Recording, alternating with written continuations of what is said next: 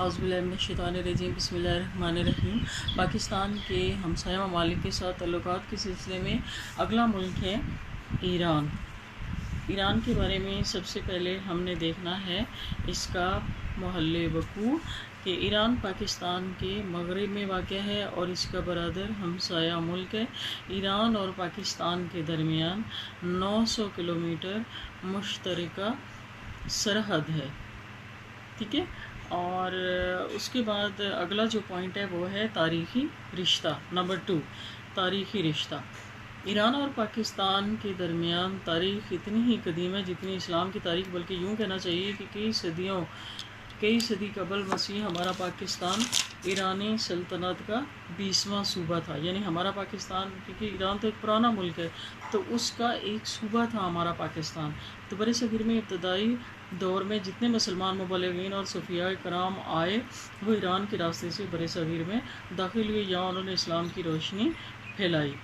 ایران کے ساتھ ہمارے مذہبی، لسانی، تاریخی رشتے ہیں۔ ایران کی زبان جو فارسی ہے وہ 800 برس برِ صغیر کی سرکاری زبان رہی ہے، اور اب بھی پاکستان کی قومی زبان اردو جو ہے وہ فارسی رسم الخط میں لکھی جاتی ہے، اور اس کے الفاظ کا جو ذخیرہ ہے اس میں بے شمار الفاظ فارسی کے ہی استعمال ہوتے ہیں۔ پھر سب سے اہم بات یہ ہے کہ اسلامی ممالک میں ایران وہ پہلا ملک تھا جس نے پاکستان کو سرکاری طور پر سب سے پہلے تسلیم کیا اور سفارتی تعلقات قائم کی، مہاجرین کی مالی امداد کی، اور ان کے اس خیر سگالی کے جذبات کی وجہ سے ہمارے رہنما قائد اعظم محمد علی جناح بھی ایران سے بہت زیادہ متاثر ہوئے۔ نمبر 3 پوائنٹ ہے لیاقت علی خان کا دورہ۔ ایران پہلا ملک تھا جس نے فروری 1950 میں پاکستان کے ساتھ دوستی کا معاہدہ کیا۔ ایران کو برطانیہ سے جہازوں کی ایک کھیپ ملنے والی تھی، لیکن پاکستان کو اس وقت بہت اشد ضروری تھی، تو انہوں نے اپنے باری کے جہاز جو تھے وہ پاکستان کو دلوا دیے اور بعد میں پاکستان کی باری کے خود لے لیے۔ یہ ایک بہت بڑی بات ہے۔ تو مئی 1949 میں پاکستان کے وزیر اعظم لیاقت علی خان نے ایران کا دورہ کیا، جو دونوں ملکوں کے درمیان اچھے تعلقات کی راہ میں بہت مفید ثابت ہوا۔ 1950 میں شہنشاہ ایران رضا شاہ پہلوی نے پاکستان کا دورہ کیا۔ وہ پہلے سربراہ مملکت تھے جنہوں نے پاکستان کا دورہ کیا اور عوام نے ان کا شاندار استقبال کیا۔ چوتھا پوائنٹ ہے تیل کا مسئلہ۔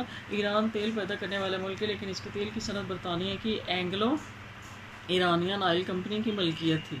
یعنی دونوں جو مل کر کمپنی بنائی گئی تھی اس کا کیا نام تھا؟ Anglo Iranian. انگریز ایران کے اندرونی معاملات میں مداخلت کرتے رہتے تھے۔ ایران کے وزیر اعظم محمد مصدق نے انقلابی قدم اٹھایا اور 13 مارچ 1991 کو اس کمپنی کو قومی ملکیت میں لے لیا، جس سے برطانیہ کو آگ لگ گئی۔ اس نے فوجی کارروائی کی اور ان کی بندرگاہ کی ناکہ بندی کر دی۔ اس موقع پر پاکستان نے ایران کی 2 ٹوک حمایت کا اعلان کیا اور برطانیہ کو ایران سے دم دبا کر بھاگنا پڑا۔ اس کے بعد اگلا 5واں پوائنٹ ہے شاہ ایران کا اعلان۔ 1953 میں ڈاکٹر محمد مصدق نے شہنشاہ رضا شاہ پہلوی کا تختہ الٹ دیا، لیکن وہ دوبارہ برسر اقتدار آ گئے، جس سے ایران اور پاکستان کے درمیان برادرانہ تعلقات میں اضافہ ہوا۔ 1958 میں رضا شاہ نے اپنے دورہ واشنگٹن کے دوران ایک اخباری کانفرنس میں یہاں تک کہہ دیا کہ ایران اور پاکستان کے درمیان فیڈریشن کے امکان کو رد نہیں کیا جا سکتا۔ اس کے بعد اگلا 6واں پوائنٹ ہے اقتصادی تعاون۔ 21 جولائی 1964 کو پاکستان کے صدر ایوب خان، ایران کے بادشاہ رضا شاہ پہلوی اور ترکی کے صدر جمال گرسل نے استنبول میں تینوں ملکوں کے درمیان ایک اقتصادی تعاون کے معاہدے پر دستخط کیا، جو تاریخ میں علاقائی تعاون برائے ترقی یعنی RCD کے نام سے جانا جاتا ہے۔ تو یہ RCD کا جو معاہدہ ہے وہ کن ملکوں کے درمیان میں ہے؟ ایران، پاکستان اور ترکی کے درمیان، جس طرح کہ یہ شارٹ کوسچنز میں آ سکتا ہے۔ تو اس معاہدے کے تحت یہ کہاں پر ہوا؟ استنبول میں۔ اس معاہدے کے تحت تینوں ملکوں نے اقتصادی اور ثقافتی رابطوں کو مضبوط اور مستحکم بنانے کا عزم کیا۔ پھر 1972 میں ایران اور پاکستان کے درمیان ایک اقتصادی کمیشن تشکیل کیا گیا، جس کے تحت ایران نے پاکستان ریلوے کی ترقی اور توسیع، ٹیکسٹائل، کیمیاوی کھاد، چینی ٹائر سازی اور زرعی آلات کے کارخانے قائم کرنے کے لیے بھاری امداد دی۔ ٹھیک، اس نے بولان میڈیکل کالج کوئٹہ اور انجینئرنگ کالج خزدار کی تعمیر کے لیے زر مبادلہ فراہم کیا۔ ایک اندازے کے مطابق ان کاموں کے لیے ایران نے پاکستان کو 45 ارب روپے کی امداد فراہم کی۔ اس کے بعد اگلا ہے جی مشرقی پاکستان کی علیحدگی کے وقت جب پاکستان ایک مشکل دور سے گزر رہا تھا، ایران نے پاکستان کو اقتصادی امداد دی۔ تیل کی قیمتوں میں اضافے سے پاکستان کی قوت خرید متاثر ہوئی تھی۔ ایران نے اس میں بھی بڑی حد تک مدد کی اور 1973 میں پاکستان کے شمالی علاقوں میں زبردست زلزلہ آیا تو ان کی امداد کر کے بھی ایران نے دل کھول کر مالی امداد فراہم کی، امداد کے لیے مالی امداد فراہم کی۔ پھر اگلا جو پوائنٹ ہے وہ ہے دفاعی معاہدوں میں شرکت۔ ایران نے پاکستان کے ساتھ دفاعی معاہدوں میں بھی شرکت کی۔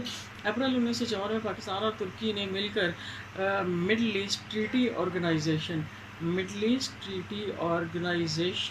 تیار کی۔ کس نے؟ پاکستان اور ترکی نے کون سی آرگنائزیشن تیار کی؟ 1954 میں مڈل ایسٹ ٹریٹی آرگنائزیشن، جو میڈو کہلایا۔ بعد میں اس میں ایران اور امریکہ بھی، برطانیہ بھی شامل ہو گئے، یعنی پہلے پاکستان اور ترکی تھا تو یہ کیا کہلاتا تھا؟ میڈو کہلاتا تھا۔ بعد میں عراق اور برطانیہ بھی شامل ہو گئے تو اس کو بغداد پیکٹ کہا جانے لگا۔ اور 1958 میں عراق میں انقلاب آیا اور وہ یہ تنظیم چھوڑ گئے، یعنی عراق اب الگ ہو گیا۔ اس پر اس کا نام بدل کر سینٹرل ٹریٹی آرگنائزیشن یا سیڈو رکھ دیا گیا۔ یہ معاہدہ 1979 تک برقرار رہا، پھر ایران اور پاکستان دونوں اس سے علیحدہ ہو گئے۔ اگلا جی پوائنٹ نمبر 8 ہے پاک بھارت، یعنی پاکستان اور بھارت کا آپس میں کس طرح کے تعلقات ہیں اور اس میں ایران کا کیا رول ہے۔ 1965 کی پاک بھارت جنگ میں ایران نے پاکستان کی فوجی اور اقتصادی امداد کی اور پاکستان کے ہوائی جہازوں کی حفاظت کا انتظام کیا اور ان کو پیٹرول مہیا کیے۔ یعنی پاک بھارت جنگوں میں یا پاک بھارت جنگوں کے دوران ایران کی امداد، یہ اس کا ہیڈنگ ہونا چاہیے کہ پاک بھارت جنگوں کے دوران ایران کی امداد۔ پھر 1971 کی جنگ میں بھی ایران کے تمام تر ہمدردیاں پاکستان کے ساتھ تھیں اور اس کے علاوہ اس نے مسئلہ کشمیر بنگلہ دیش کے اقوام متحدہ کا ممبر بننے کے سوال پر پاکستان کا کھل کر ساتھ دیا۔ نمبر 9 پوائنٹ ہے ایرانی انقلاب۔ امام آیت اللہ خمینی نے ایران کی قدیم ترین بادشاہت کا خاتمہ کر کے اس جگہ اسلامی جمہوریہ ایران قائم کی۔ پاکستان نے اس حکومت کو فوراً سرکاری طور پر تسلیم کر لیا۔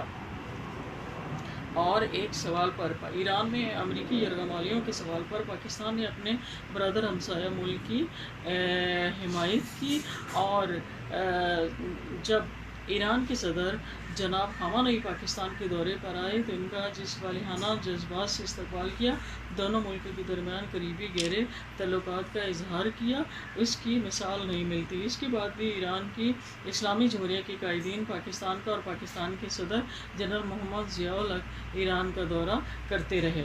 اس کے بعد نمبر 10 پوائنٹ ہے ایران اور عراق جنگ۔ 1980 میں ایران اور عراق کے درمیان جنگ شروع ہو گئی۔ دو برادر ملکوں کے درمیان جنگ، اس جنگ کو پاکستان نے تشویش کی نگاہ سے دیکھا اور اس کو ختم کرنے کے لیے اسلامی ملکوں کی جو مسلم ائمہ کمیٹی قائم کی، پاکستان اس کا رکن تھا اور اس نے ایران اور عراق کے درمیان مسلط کرانے کے لیے بہت زیادہ کوششیں کی۔ نمبر 11 پوائنٹ ہے ایکو کی تشکیل۔ جنوری 1985 میں اقتصادی تعاون کی تنظیم قائم کی گئی۔ 1985 میں اقتصادی تعاون کی تنظیم قائم کرنے کا فیصلہ کیا گیا۔ تینوں برادر ملکوں ایران، ترکی اور پاکستان میں تعلقات تیزی سے بڑھنے لگے۔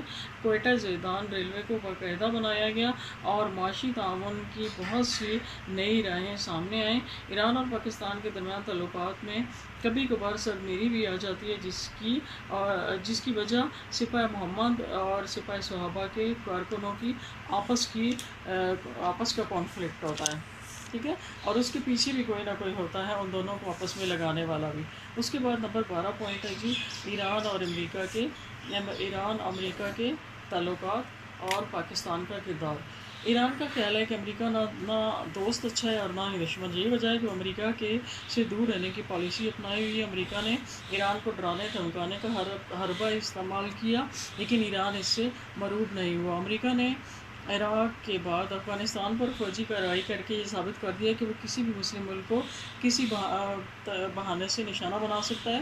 پاکستان امریکہ کا اتحادی ہے ان کے ساتھ تعلقات بنائے ہوئے ہیں، لیکن ایران اس سے دوری کی حکمت عملی اپنائے ہوئے تاہم اس کے باوجود ایران اور پاکستان کے آپس میں برادرانہ تعلقات ہیں اور وہ ایک دوسرے سے مزید قریب آتے رہتے ہیں۔ 2005 میں وزیر اعظم پاکستان نے ایران کا دورہ کیا اور تجارتی تعاون کے 3 معاہدوں پر دستخط کیے۔ اکتوبر 2008 میں پاکستان نے ایران سے 1000 میگا واٹ بجلی اور 3 ماہ کے ادھار پر تیل فراہم کرنے کا معاہدہ کیا۔ 2008 میں ہی ایرانی صدر محمود احمدی نژاد نے اسلام آباد کا خیر سگالی دورہ کیا اور 2009 صدر پاکستان آصف علی زرداری ایکو کے اجلاس تہران کے سلسلے میں ایران گئے اور علاقائی سلامتی کے معاملات میں ایران اور چین کو فعال کردار دینے پر زور دیا۔ 2009 کے انتخابات میں محمود احمدی نژاد دوسری بار ایران کے صدر منتخب ہوئے۔